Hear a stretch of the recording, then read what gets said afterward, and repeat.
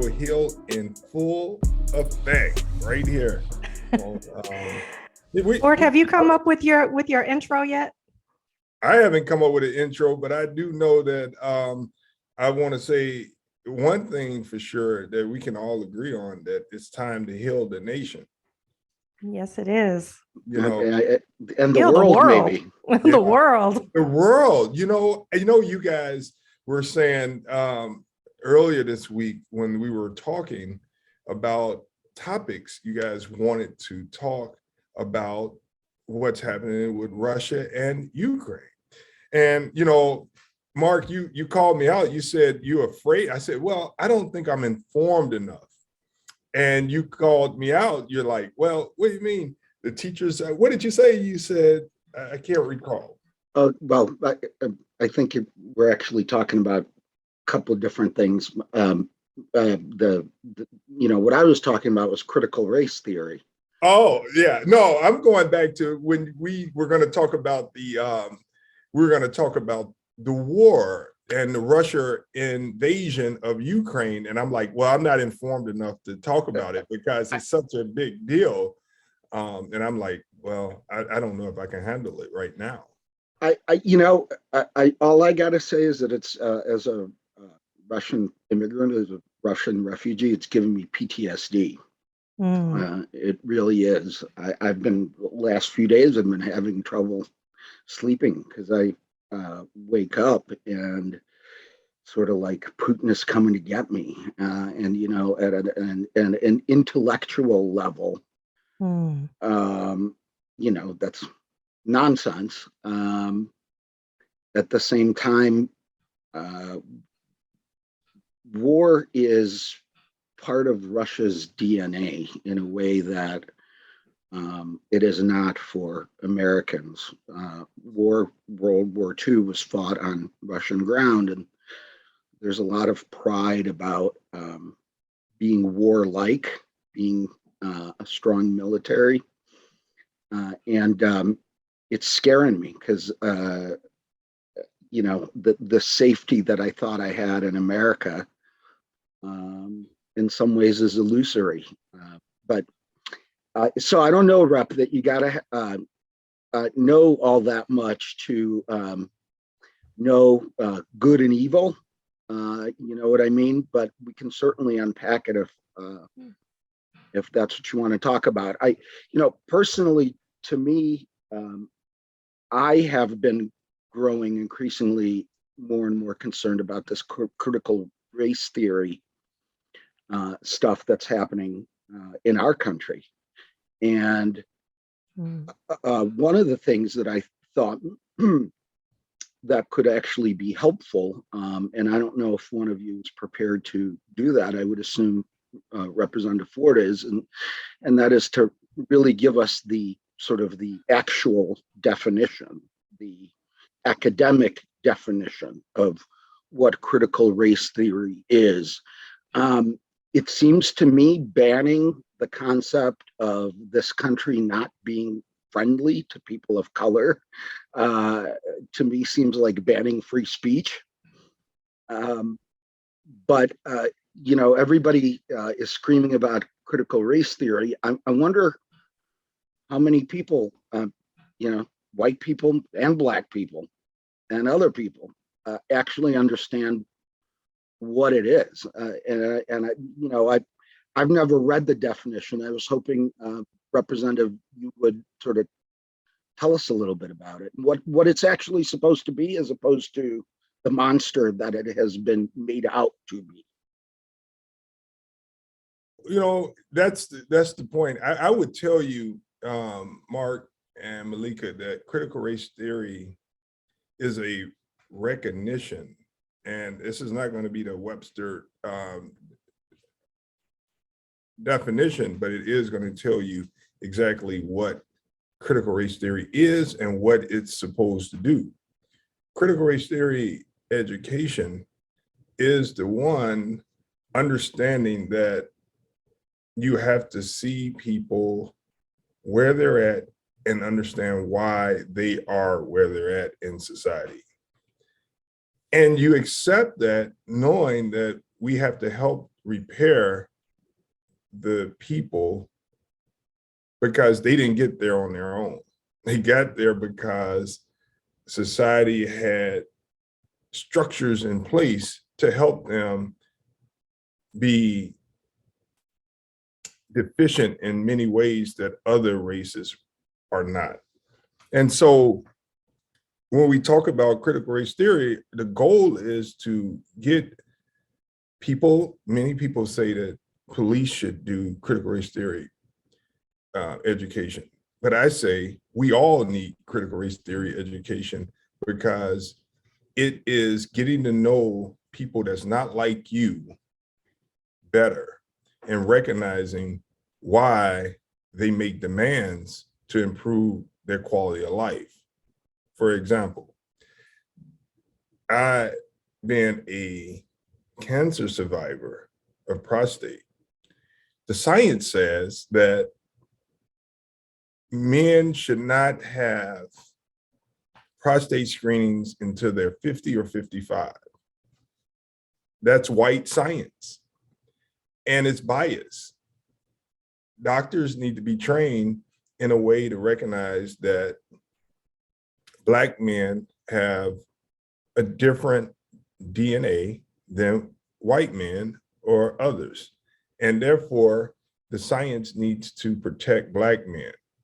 I had prostate surgery in my 40s, which means that I probably had prostate cancer for many years and didn't know it. But the science would tell you to focus on a man that's 50 or 55, but that's only good for white men. It's ignored the Black man, and that's a bias. And so when doctors are able to understand that, and science is able to understand it, we're dealing with critical race theory. It's not to put one over the other, and that's what people want to say, that you have to do this critical race theory to suppress another group to raise another. That's not what it is. It's education, and education and accurate education in any form is good. So, I mean, I guess to me, it's a little bit different. And by the way, let's acknowledge one more time that today is actually your 50th birthday. So we are all glad that they found that and took it out, and you're healthy and you look good and bright-eyed and bushy-tailed. And Happy birthday, Ford. yes, Yes, thank you, thank you. It's the week of Ford. Mm-hmm. I guess to me, this is all, this is such an interesting thing because I think to me, the way I understand critical race theory is that basically what it says is that some of the things that have been done to people of color have been done on purpose. Right. Okay, that's what it says to me. Yes, it's inherited. It's an inherent flaw in society. Well, and there's two kinds. There's the acts of commission and acts of omission. So act of commission is me redlining real estate so that Black people can only live in one disadvantaged area. Okay, that's an act of commission. That's something that I'm doing actively to keep you out. Okay, that to me is clearly critical race theory. We have to understand that a lot of this stuff that is happening, has happened, is happening on purpose, and it's somebody's actual plan. Then there are also acts of omission, okay? And what you're talking about with your prostate cancer and sort of all that, to me, it's more of an act of omission. It's actually relatively recently that science, medical science, has begun to admit and understand that most of the biomedical research that has been done on white men, right? And that's what you're talking about. Most of the research, the body of medical research that we have is based on white men. And so science may not have the knowledge that Black men may need prostate exams earlier than white men. And to me, that's an act of a crime of omission rather than commission. But once you realize that that's happening and don't do anything to fix it, then it goes from being an act of omission to an act of commission, and we're back to critical race theory. The bottom line is that I am just really scared that in some states they're passing laws that don't allow somebody to say, Black people were intentionally discriminated against in real estate, in insurance, in healthcare. And that, to me, that intentionality is what critical race theory is all about. It asks, why is this happening? Well, it's happening because somebody designed it that way. That's right. It's intentional.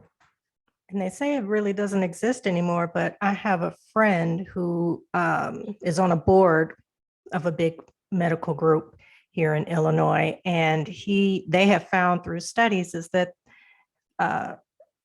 they still teach in school that Black people can withstand pain better than white people. I mean, these are things that has been taught to white doctors about how to care for us.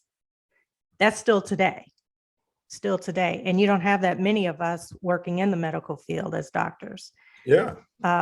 So they're trying to, they're always on the hunt, scouting, looking for more Black doctors, but it's harder for them to pass the exams. I have friends who are doctors, and they said it was very tough. They would be one of a few in their class going through medical school, and they would make it 10 times harder for them to pass, to get through. So it's, yeah. Meleika, that's a good point, because here we have another example of why critical race theory education is important. Standardized tests is clearly a problem in society where Black people specifically have had more of a challenge with a standardized test than white people. The tests, pretty much like clinical trials for healthcare, have been all done with white people and the white culture, not inclusive of all people. Therefore, when tests are being created, it's the culture of white people. And when clinical trials are being done, it's not inclusive of all people, it's only white people for the most part. And that's why you have to have the critical race theory training for doctors so that they could go and push to demand better screenings, better understanding about all people's health. Mm-hmm. Let me ask you this. Again, here's sort of the white guy perspective. On the one hand, I think we all agree that there is not enough scientific knowledge coming from research on people of color to inform the medical treatment of people of color. At the same time, there is I think is still a very much a remembered and understood disdain or some fear in African Americans and Black people of medical research. The Tuskegee experiments always come to mind. And so how does white, the white establishment navigate that, where on the one hand you have, they're not researching us. They don't know how to treat us because we're not white men. And again, this is not just an issue here, it's an issue for women, because women are so biologically different than men that a lot of the century of research, let's say on heart disease, doesn't directly translate to women. But in this particular case, how do you say we need to understand and include Black people in our research, but at the same time avoid the pitfalls? Well, they're experimenting on us again now. Well, first, I want to go back to Meleika. Meleika, you made the point about making sure that we get more Black people in the profession.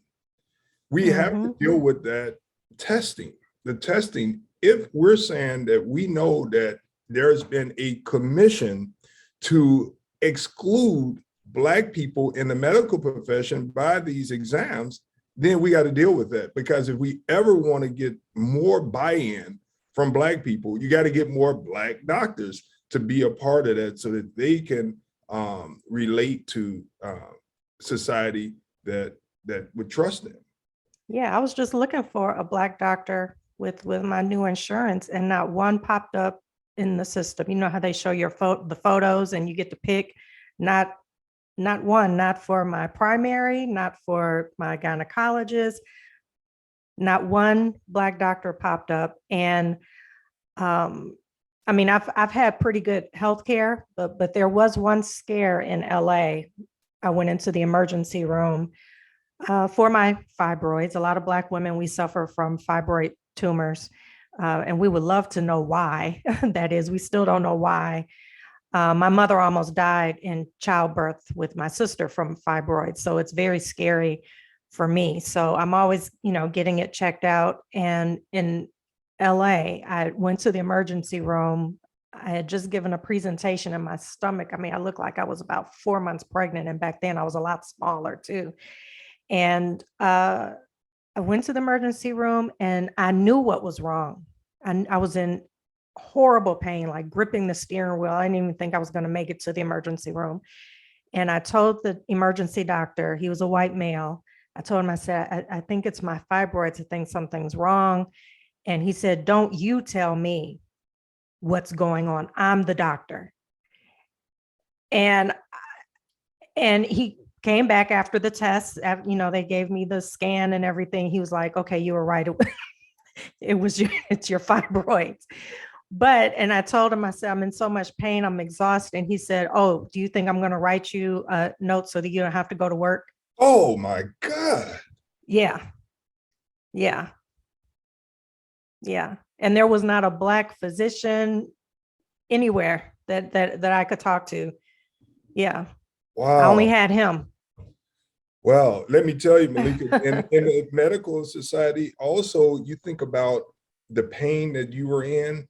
Black people, now we know opioids has been a problem in our society, and it has caused people to become addicted to it, which leads to street use as well. But not everyone is going to be vulnerable to that. And there's been research done that Black people will suffer in pain because doctors refuse to give them the medicine that they need to deal with the pain. They say, we're not giving you opioids. Really, it's really something. And that's all part of re-educating people so that they understand. I like what Mark said, the commission that have been done in society to put people at an advantage over the others, and the omissions because of the commissions. They play hand in hand, because now these commissions become our reality, and that's what we think. And now we're not trying to fix anything because we think it's right. So is there, what do white kids in school need to know about the world that they're growing up in? Is there an actual way to teach people the unfairness of the world if they're sitting in a 97% white school in the suburbs? Do white teachers teaching racism or critical race theory or history or whatever you want to call it? Because to me, here's the thing: is I don't see how you teach American history without teaching critical race theory. Right. You can't. You have to see. I could tell you, Mark, Meleika and I, we've been on this mission for teaching accurate history. So if you teach accurate history, one, you're going to prepare people to understand why critical race theory is important. It's a theory to help you unpack the challenges that we're dealing with.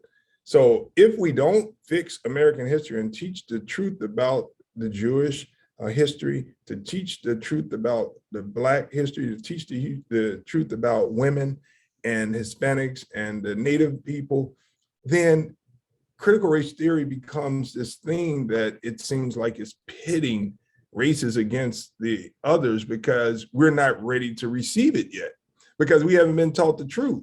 So you have white people looking at a Black man saying, you just complain all the time, you're lazy. Nobody bothers you. You just don't want to go to work. You just don't want to, you don't want to be a hard worker. You don't want to put yourself in a position to be greater. It's not true. You know, I tell you right now, I tell people all the time, if my skin was white, my life would be different. Yeah, we wouldn't like you anywhere near as much as we do. But I'm proud to be Black. You know, the challenges that the lived experiences that we talked about, Mark, yesterday, are lived experiences that entails all people, whether they're white, Black, Hispanic, Asian, it doesn't matter. My lived experiences are also your lived experiences, you know, and but the truth is, I hate to say it, Mark, it doesn't go both ways. You know, I don't think you can have the lived experiences that I have. Well, I mean, that's true. I've never been pulled over for driving while I'm Black. So, you know, I completely agree with that. You know, I've been oppressed and threatened in my own ways, but I'm certainly not gonna compare lists here because at least I can lie, you know, if I need to, and say, well, I'm not Jewish, like we had to do back in the day in Russia. You guys don't have that luxury unless you know the world changes and everybody truly becomes colorblind. So what do we do? I mean, how do you get critical race theory, in other words, actual, honest, proper history, back into some of these schools? I mean, it's amazing to me that states are banning the teaching of critical race theory.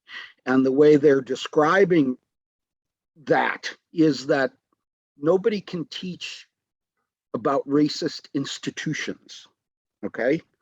People can only teach about individual racism.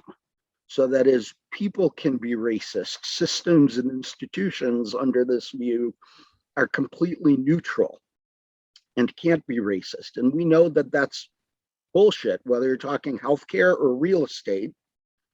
The world for Black people is very, very different. Are we so divided as a nation we can't even acknowledge that anymore? Well, you do have white parents who are concerned that it's going to traumatize their children about who their history is, white people's history. They do not want their children learning the truth of that history that still exists in the systems today. Is just so deep and embedded. It's, you know, it doesn't look like it's on the surface, but it's there. It's controlling everything. So I don't know. I almost think that's going to break out almost a civil war because I mean, you have white parents and you have teachers who don't want to teach it. Right. You know, when we go through our mission and try to get accurate history in place, the problem with people accepting the need to unpack the truth is they believe that the truth is what they've learned. And so if they believe that the truth is what they learned in class as a student, regardless of what level they're at, then why do we need to teach critical race theory? White men are better than everybody else. If it wasn't for white men, then this country wouldn't be all that it is. The founding fathers are, I know you, Mark, you could take that how they want. Yeah, they're viewed as the heroes. So then they're going to find out, oh, we're not. There's others who are heroes as well. Yeah. That's it. They don't want that out.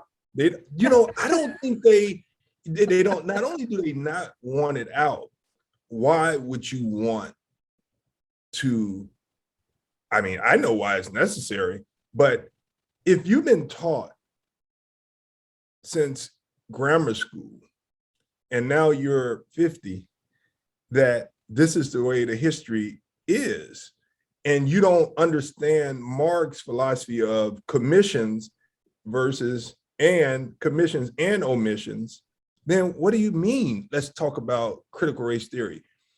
Black people had the same opportunities that white people had. What do you mean it's been harder for Black people? What do you mean that there was a case of Brown versus Board of Education? What do you mean that they had to do the Civil Rights Act of 1965? What do you mean they had to help give Black people a right to vote? Didn't they have a right to vote like other people? What do you mean women had to fight for the right to vote and it took them longer? They don't understand. What do you mean about 3/5 in our Constitution? Oh my goodness. Yeah, and those were commissions.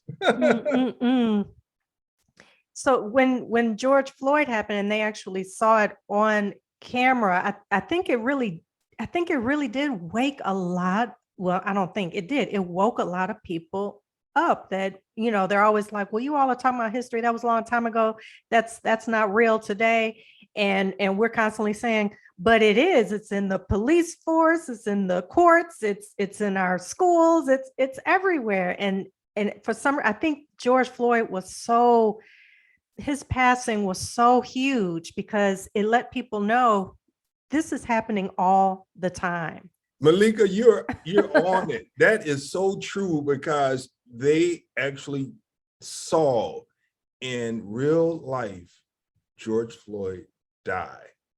And they knew, white America and everyone knew that would not have happened to anyone other than a Black man in this country. You're right. Remember what was his name that was driving and the police beat him on camera and they got off in LA? Rodney King. That wasn't enough. I mean, it was clear that they beat him like that, but that wasn't it. But you're absolutely right. That was a moment of critical race theory training in real time. And I would tell you this, about this, why critical race theory is so important. And I know one day we're going to talk about freedom of speech, but what I know, when you look at movies, when you look at, sitcoms or whatever, you could see the writers needing training in critical race theory, the way they portray Black people, the way they portray the people in the movies. It's always the white people are going to be the heroes and Black people are going to die first.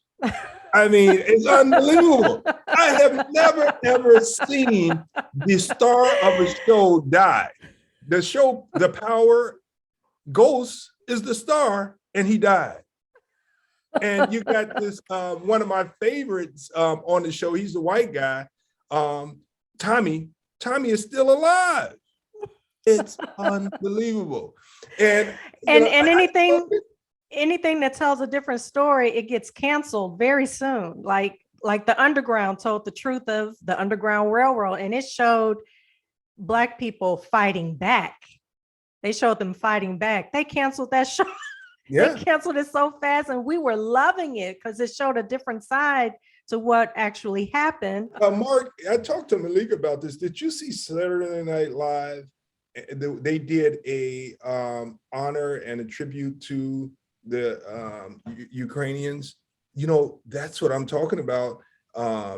Remember we talked about the Super Bowl being this big thing and how the display at the Super Bowl wasn't good and we should have used the moment for something good for society. Well, what did you think of the SNL? I thought it was spot on. I thought it was great that they did it. And one of the things that I loved is that it spoke more to Putin and our enemies than in some ways it spoke to the American people. Because, you know, how many of us are really into, you know, Ukrainian choral performances? But the reality is we stuck it to the man. And that's, I think, why a lot of us liked it. We showed unity with the underdog. One of the things that, you know, one of the things that occurs to me is that, you know, some people would say, well, the Super Bowl is entertainment, it's sports, don't mix politics into here. You know, can't we just enjoy ourselves, blah, blah, blah, blah, blah, blah. And then we talked about the fact, would it have taken away anything to have a more serious, substantive, educational moment or educational theme or intent? So here you have a comedy show, and it probably did as much good in terms of expressing unity with Ukraine than CNN, you know? And so, yes, things can be entertaining and they can be serious at the same time. Yes, we can entertain and educate. And so to me, you know, that's a really, really interesting way you put that juxtaposition where we can use one entertainment event to do something good, but it seems like nobody thought about extending the show towards the doing something good. And, you know, I wonder, who do we talk to about that? Just to go back to the Super Bowl, I mean, who do we talk to about that? Could the performers done something different? Is it up to the white producers? Is it up to the advertisers? Is it everybody? Do we not care just as long as it changes? Who do we talk to That's Meleika about changing it? That's Meleika. Meleika is LA, you know, so she knows who we talk to, Meleika. Those are your people. I don't Text know me the much number, about. will you? I'll call them. Yeah, I we're gonna don't let the know. white man call. Yeah, I don't know much about how the NFL operates, but I would imagine that the artists were giving some freedom in what they wanted to do. And that's what they chose to do. And I'm surprised because Jay-Z is pretty conscious. So, you know, maybe he had other thoughts, but Dr. Dre, Snoop, and, you know, they wanted to do their thing. Who knows? I don't know, but I would imagine the NFL would give you creative freedom to do the kind of show you want to do. Because we've seen all these other shows, Prince, Madonna, Maroon, you know, we've seen so many different types of performances. The whole Janet Jackson thing with the wardrobe malfunction. I mean, we've seen so many types of performances. I would imagine they gave them some freedom to do what they wanted to do, but that's what they chose. Yeah, and many you're people right. are saying it was a missed opportunity. And I'm agreeing. It was a missed opportunity. I still salute them as legends, and they were probably so happy just to be there, just to have that opportunity to be there, that they didn't even put much thought into it, in it being a teachable moment. Like Mark said, a teachable, they could have taken that opportunity to teach the nation, to teach the world about Black culture, about Black people, Black history during Black History Month. But they were probably just so happy just to get that opportunity finally after, and most of those people on the stage are in their 50s, knocking yeah. 60. So it was years of them probably wanting to do the halftime show, and they were just happy to get the Oh, well, opportunity. that's good to know. I tell you, and I look at the Prince, you brought up Prince. And Prince, when he did his Super Bowl halftime, he had a college band perform.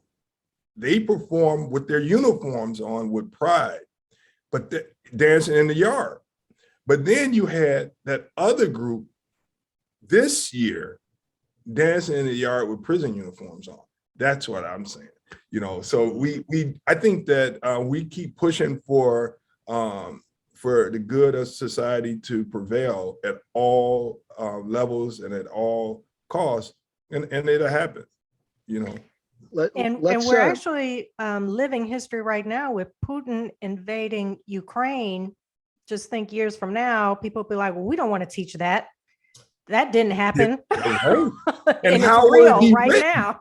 And Meleika, how will it be transcribed? How will it be written? Right. Will it exactly. be accurate? Will Putin look like a big hero? Will he look like a person that had to do this because the Soviet Union needed to be reunited? It could be however someone wants to write it. Well, the man's a nut job, but that's a different story. That's a no, different Mark, episode. I didn't hear you. What did you say? I said that man is a nut job. Yeah, you better be careful. He's a nut job and he could come and get you. Well, not only that, I still have relatives in Moscow. So Yeah. maybe I should shut up. Yeah. And you know, that's how we think. That's how we I think. feel that way too. You know, but I asked. Why, you got relatives in Moscow too? Yeah, we are all brothers and sisters, you know. But I asked some people and Meleika yesterday, and Mark, maybe you can answer this. What's the difference between Osama bin Laden and Putin? One has brown skin. Yeah, we went and killed Osama. I'm sorry. President Obama went to hunt down and smoke him out the hole and kill him. And Putin is in plain view killing people, trying to take a nation. What's the difference in these two and why America is not going after him? Well, I mean, I think, I guess I would say in this context, it goes far beyond racism, right? Now, let me say that us killing a brown-skinned person in the Middle East certainly is not necessarily a good thing or a bad thing. But, you know, it's a little bit different when the guy is the head of a country with a nuclear arsenal, okay? You can't just send the Green Berets to Moscow to take them out without starting a nuclear war. So I do think it's a different kind of an issue. It's very different. You know, we can sanction Putin, we can criticize Putin, but you saw the announcement yesterday. He put the Russian nuclear forces on alert. Nobody thinks he's crazy enough to, you know, to destroy the world. But maybe 2 years ago, nobody thought he was crazy enough to start a world war. And here we are. And so I do think that there are obvious, you know, and so see, this is maybe the problem. There's so much racism and racist thinking that even things that might be done for considerations other than racism seem racist as a result. So, you know, we went after the brown Muslim, not the white Christian, but the reality is the white Christian has you know, an army and a nuclear arsenal and is the head of a country, and it's very different. But if nothing is ever fair, then everything seems as though it's constructed to be unfair. And that to me is one of the biggest problems, that everything is now going to be seen in one light or another. And it's, you know, it's really unfortunate. Earlier you said, you know, what would America be like if, you know, the white guy didn't show up? Well, it would be brown. And yet nobody thinks about that. You know, we came into this country and our legacy was genocide, clearing the land for white people and whatever property they brought with them. It is, it's in some ways not too different in instinct than what Putin is doing. It is, bad's bad, and this is bad, and we have enough of our own bad in this country, but this is bad, and I hope at the very least we can all agree on that. It would take a special kind of a racist, I don't want to use any negative words, it would take a special kind of a racist to support Putin at this time. And yet I believe they're out there. I believe that there are Americans who see Putin fighting for his white heritage, for his Christian country, and that It's horrifying. and there are people who support that in this country, and it is horrifying. But here we are. You think about something like that, and then you think, holy crap, just a minute ago we were talking about entertainment, Saturday Night Live and the Super Bowl, and here we are talking about people dying in a war. There's a lot of healing to be done. That's why, Mark and Meleika, I often say to people, I know that regardless to who you are, I know you have struggles. I know you have problems that need healing and attention, but don't deny me the right to cry for help. I'll support you. You support me. Let's heal together, and that's when we have real respect for humanity, when I don't tell you that your harms that were commissioned are not accurate. Yeah, don't devalue my reality, my experience. Thank you, Meleika. Yeah. And it's still happening. I just wonder, the parents who do not want critical race taught in schools. I mean, how do they explain what's happening with Putin right now to their kids? Because what he's doing happened over and over in history to other people. Explain it. Remember, because they are miseducated already. And so once again, they're not going to be able to explain it because they're miseducated and they think everything is okay. When we get to the point in society to recognize that the history that we're teaching, the history that we have been taught was a miseducation, then we'll be ready for critical race theory. Until then, people will say, why fix what's not broken? We like what we've been teaching our kids. It keeps us up here and keeps, everyone else down there, and it just keeps going. We like it like that. Is there anyone who actually, well, I suppose there is, maybe that's just sort of an example of my white naivete. I was going to say, is there anybody that actually likes what's happening? And I guess there has to be, because somebody's passing these laws outlawing the teaching of racism.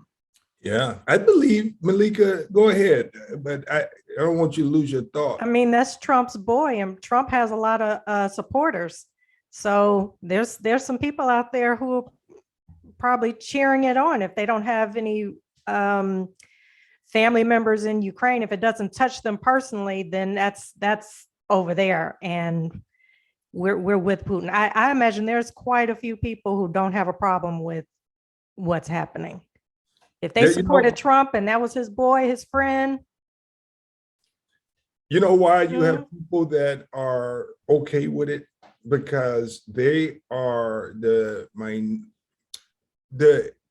being controlled by a higher power. And we see this in economics, we see this in society anywhere and everywhere across the world, where the rich could control the narrative and control the minds of people, and they follow. That's a problem. You know, there's no reason for poor white people to not try to partner with poor Black people to try to change the narrative about society and fight the people like, who is the guy that's got a lot of money in Illinois? Ken Griffin. Yeah, I mean, and the richest people in the world are controlling society. And that's what's happening, why you have people willing to fight for a Putin. You know, it's What do you think is going to happen with the Griffin situation and the guns? I mean, is he going to own up to what he invests in is actually part of the homicides right here in Chicago? They were just talking about it on WBZ before I got on. I guess one thing that I would just say to keep in perspective is that the total investment seems to be like $80 million, $90 million. Well, that seems a ton of money to us. That's like talking about us investing $100 when you're talking about a multi-billionaire. So seriously, 80-90 million dollars, you know, I mean, he can give that to politicians and not you know, think about it twice. So I do have to say that part of what, you know, part of what I think is not the investment itself, but what he's going to do about it now that people are talking about it. You know, you know, I don't want to give a billionaire any advice because he's not paying me, but you know what?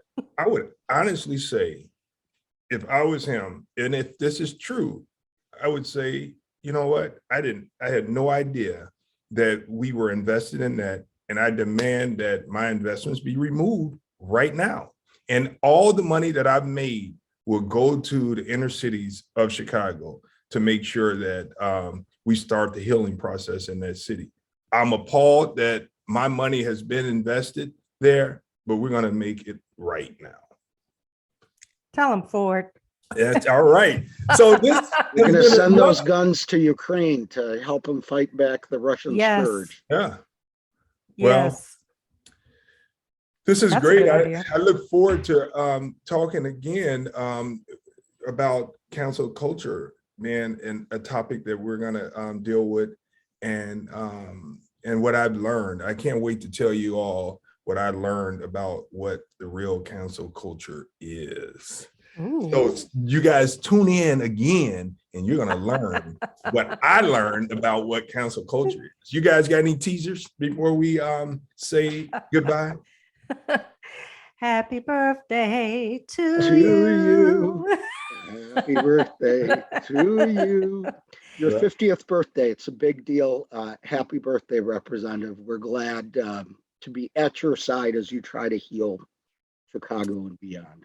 Thank you. Yes. You guys, next week. Bye now. All right.